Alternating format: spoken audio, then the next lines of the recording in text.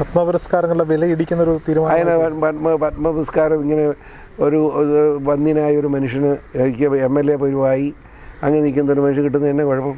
എന്നാ വിമർശനം അങ്ങനെ അർഹതപ്പെട്ടതാണ്. അങ്ങേരെ മാതാ അമൃതാനന്ദമയി മഠത്തിലെ ഒരു ഭക്തന്. തമ്പുരാട്ടിക്കും അർഹതയുണ്ട്. ഇന്ന് ജനാധിപത്യം അല്ലെങ്കിൽ അവർ രാജ്യത്തിന് ഭരണാധികാരിയാണ്. ഏത് കാര്യത്തെ പറ്റി അവർ അഭിപ്രായം അവർ പറയാറുണ്ടല്ലോ. അവർ ഒളിച്ചോടുന്ന സ്ത്രീ അല്ലല്ലോ. സോഷ്യൽ മീഡിയ എന്ന് പറയുന്ന എല്ലാ പരപ്പന്മാരുടെയും ഒരു കൂട്ടായ്മ. ഇന്നലെ പത്മപുരസ്കാരങ്ങൾ പ്രഖ്യാപിച്ചപ്പോൾ നമ്മുടെ മുൻ കേന്ദ്രമന്ത്രി മുൻ MLA O രാജഗോപാൽ അദ്ദേഹത്തിന് പത്മപുരസ്കാരം ലഭിക്കുകയുണ്ടായി. കുറേ വിമർശനങ്ങൾ ഉയർന്നുണ്ട്. എന്നാ വിമർശനം അങ്ങനെ അർഹതപ്പെട്ടതാണ്. ഏതർത്ഥത്തിലാണ്? അതായത് ഇത്രയും വന്യനായ വയോധികനായ ഒരു മനുഷ്യൻ, അങ്ങേര് എല്ലാവർക്കും അറിയത്തില്ല അങ്ങേരെ. അതുകൊണ്ടാണ് അങ്ങേര് മാതാ അമൃതാനന്ദമയി മഠത്തിലെ ഒരു ഭക്തന്.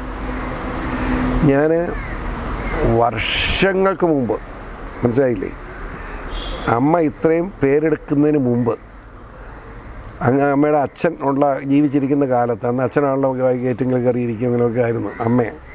അന്ന് ഞാനവിടെ പോകും. അന്നും അമ്മയായിട്ട് എനിക്ക് ബന്ധമുണ്ട്. ഈ രാജകോല അവിടുത്തെ ഒരു അംഗമാണ്. അവിടെയാണ് താമസം. അറിയാമോ? അറിയാം. അമ്മയെ ഇട്ടേച്ച് ഇടപാടില്ല. അങ്ങനെ ഒരു ഭക്തനായിട്ട് ഇങ്ങനെ ജീവിക്കുക. അതുകൊണ്ടാണല്ലോ ഒരു ട്രെയിന് തന്നെ അമൃത എക്സ്പ്രസ് എന്ന് പേരിട്ടത്.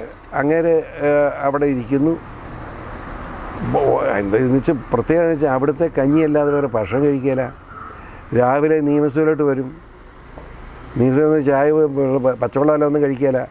നിയമസഭ കഴിഞ്ഞാൽ ഉടനെ പുള്ളി പ്രതിപക്ഷ ശരി സമയം കഴിയുമ്പോൾ അന്നേരം എൻ്റെ അടുത്ത് വന്ന് പറഞ്ഞ് ഞാൻ PC പോവാ എന്ന് വെച്ചാൽ അന്നേരം കാറെ കയറി അമ്മയുടെ അടുത്തോട്ട് പോകും.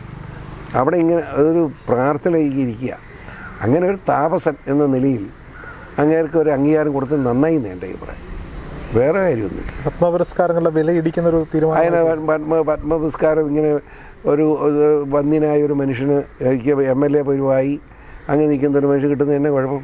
അല്ലേ? അതാണ് പൊതുവേ സോഷ്യൽ മീഡിയയിൽ ഉണ്ടാകുന്ന ആരോപണങ്ങളെ. സോഷ്യൽ മീഡിയ അല്ല, ഈ സോഷ്യൽ മീഡിയ എന്ന് പറയുന്ന എല്ലാ പരപ്പന്മാരുടെയും ഒരു കൂട്ടായ്മ. രണ്ടാമത് പത്മപുരസ്കാരം ലഭിക്കുന്ന അശ്വതി തിരുനാൾ തമ്പുരാട്ടിക്കും അർഹതയുണ്ട് എൻ്റെ അഭിപ്രായത്തിൽ.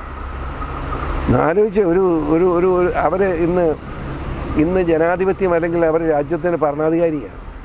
അങ്ങനെയൊന്നും സ്ത്രീയല്ലേ അവരെത്ര മാന്യമായ ഇടപെടലാണ് നടത്തുന്നത്. ഏത് കാര്യത്തെ പറ്റി അവർ അഭിപ്രായം അവർ പറയാറുണ്ടല്ലോ. അവർ ഒളിച്ചോടുന്ന സ്ത്രീ അല്ലല്ലോ.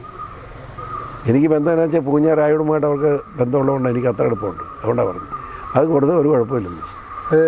ഒരു സവർണ ഫാസിസ്റ്റ് തീരുമാനം പോലെ തോന്നിയാൽ കുറ്റം പറയാൻ പറ്റുമോ? കുറ്റം പറയും ഞാൻ. എനിക്കങ്ങനെ തോന്നലില്ല. അപ്പം കുറ്റം ഞാൻ പറയാല, പക്ഷേ എനിക്കങ്ങനെ തോന്നലില്ല.